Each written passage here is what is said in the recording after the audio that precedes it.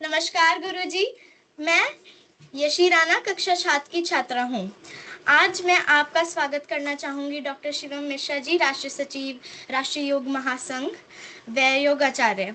आइए मिश्रा जी से उनके जीवन के अनुभव के बारे में जानते हैं।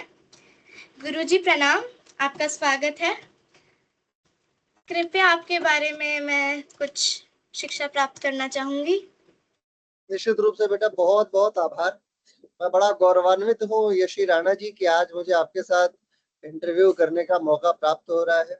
मेरा नाम डॉक्टर शिवम मिश्रा है और मैं योग में विद्या विशारद की डिग्री हासिल किए हुए हूँ।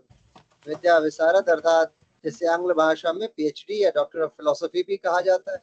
एक छोटी सी संस्था है उदार फाउंडेशन, जिसके माध्यम से तकरीबन 400 ऐसे अंडर प्रिविलेज्ड बच्चों को हम लोग पढ़ाते हैं, जो बच्चे समाज में किसी समय बहुत ऐसे निकृष्ट अवस्था में थे जो संभवतः उठ नहीं पाते, जिनके पिताजी रिक्शा चलाते हैं, माताजी घरों में कार्य करती हैं और वो विद्यालय नहीं जा पाते। ऐसे विद्यालयों में जाके ऐसे बच्चों को पकड़ के लेके आना और एक विद्यालय का निर्माण कर उन्हें फ्री में पढ़ाना हमारा मौलिक कार्य है। इसके अलावा हम लोग योग के क्षेत्र में कार्यरत हैं। मुझे बड़ा अच्छा लग रहा है कि आपने मुझे आमंत्रित किया और अपने मंच पे बुलाया और मेरे से इंटरव्यू लेने का प्रण लिया और तय किया। गुरुजी, मैंने सुना है आप एक एनजीओ भी चलाते हैं। आप कृपया उसके बारे में भी थोड़ी सी अगर जानकारी दे देते तो बहुत अच्छा होता। निश्चित रूप से यशी जी, मेरा जो एनजीओ है उसका नाम हमने उदार रखा है, उदार फाउंडेशन। एक संस्कृत का श्लोक आता है, अयम निजम परम वेति गणानाम लघु चेतसाम उदार चरिता नाम तू वसुधैव कुटुंबकम। आपने लास्ट वाली लाइन तो सुनी होगी, वसुधैव कुटुंबकम। वसुधैव कुटुंबकम का मतलब होता है ये समस्त वसुधा, ये समस्त पृथ्वी ही हमारा घर है। तो इसी श्लोक की जो पूर्ण परिव्रज्य है, इसी श्लोक को अगर हम पूरा पढ़े तो आप देखेंगे कि इसका अर्थ होगा अयम निजम परम वेति गणानाम लघु चेतसाम, यानी ये मेरा है, ये तुम्हारा है ना। ऐसी छोटी बात करने वाले लोग जो होते हैं वो विक्षिप्त मस्तिष्क के होते हैं। उदार चरित्र जिसका होता है उसके लिए समस्त वसुधा ही उसका घर है। तो हमने उदार चरित्र के नाम से उदार फाउंडेशन बनाया और फाउंडेशन के माध्यम से हम गरीब बच्चों को पढ़ाते हैं।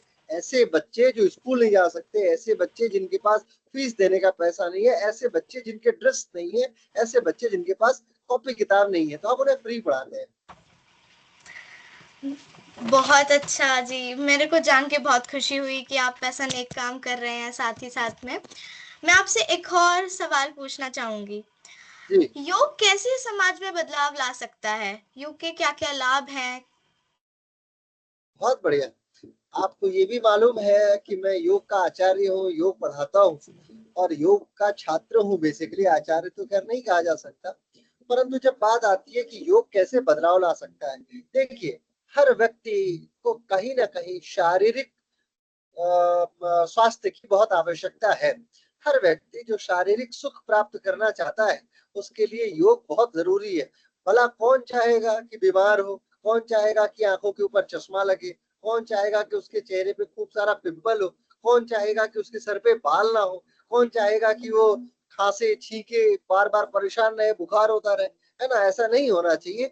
योग जी ऐसे में बिल्कुल। समाज में परिवर्तन लाता है। मानसिक अवस्था, अच्छा ये बताओ, कौन सा बच्चा ऐसा है जो ये नहीं चाहेगा कि क्लास में टॉप ना करे, या कौन सा ऐसा बच्चा है जी जो ये नहीं चाहेगा कि वो याद ना करे। हर व्यक्ति को याद करना है, हर व्यक्ति को क्लास में आगे बढ़ना है। तो मानसिक विक्षिप्तता ना आए, टेंशन ना आए, तनाव ना आए, अनिद्रा ना आए, इसके लिए योग बहुत जरूरी है। और समाज में हमारा मौलिक कार्य यही है कि हम जाएं, लोगों से मिले, उन्हें समझाएं कि आप योग कीजिए और आप स्वस्थ रहिए। फिर आपको किसी भी प्रकार के कॉस्मेटिक्स की जरूरत नहीं होगी, फिर आपको किसी प्रकार के हॉस्पिटल की जरूरत नहीं होगी, फिर आपको किसी प्रकार के खाद्य पदार्थों की जरूरत नहीं होगी, आप स्वतः आनंदित रहेंगे। हाँ जी, बहुत बहुत धन्यवाद, आपने इन सब चीज़ों के बनाया। आपसे निवेदन है कि आप यदि मुझसे गाइड करके कि योग में करियर कैसे बना सकते हैं उसके बारे में थोड़ी सी शिक्षा प्राप्त होती तो बहुत उचित होता। निश्चित निश्चित रूप से बेटा, देखिए, योग में करियर बनाने का सबसे साधारण तरीका ये है कि योग जीवन शैली है। आप जब अपने जीवन में उतरने लग जाएंगे, धीरे धीरे आप अपने आप को संयमित करने लग जाएंगे, तो योग घटित होना शुरू हो जाएगा। और योग का क्या नाम है, योग की परिभाषा ये है अथ योग अनुशासनम। अब डिसिप्लिन है, यानी जब आप डिसिप्लिन हो जाते हो तो आपका करियर बन जाता है। और इसी तरीके से पढ़ते हुए डिग्रियों की बात मैं करूं तो 12वीं कक्षा के बाद योग से ग्रेजुएशन किया जा सकता है, BA MS की डिग्रियां भी प्राप्त की जाती हैं आजकल। ऐसे ही MDD NY और ऐसी बहुत सारे संस्थान है जो लोग योग की डिग्रियां प्रदान करते हैं, जिसमें BA BSc MA MSc इत्यादि कराई जाती है।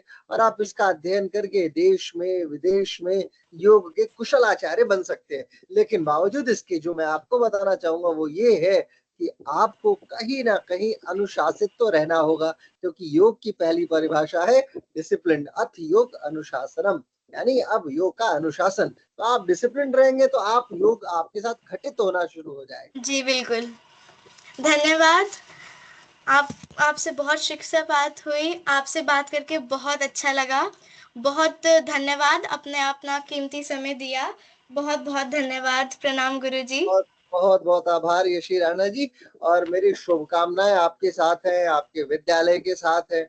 आप जैसे उम्र में जब आप सभी को इतना योग्य बनाया जाता है तो हमारा समाज एक निश्चित दिशा में आगे बढ़ता है। और आप वैसे भी स्त्री हैं, बिटिया हैं, बच्ची हैं। यत्र नारी पूजन्ते रमन्ते तत्र देवता, जहाँ पे स्त्रियों की पूजा होती है, जहाँ पे स्त्रियां आगे बढ़ती हैं, वो वहाँ पे ईश्वर भी निवास करते हैं। तो मेरी शुभकामनाएं आपके साथ है, आपके उज्जवल भविष्य की खूब सारी शुभकामनाएं, खूब सारा साधुवाद। बहुत बहुत धन्यवाद, नमस्कार। बहुत बहुत धन्यवाद, नमस्कार गुरुजी।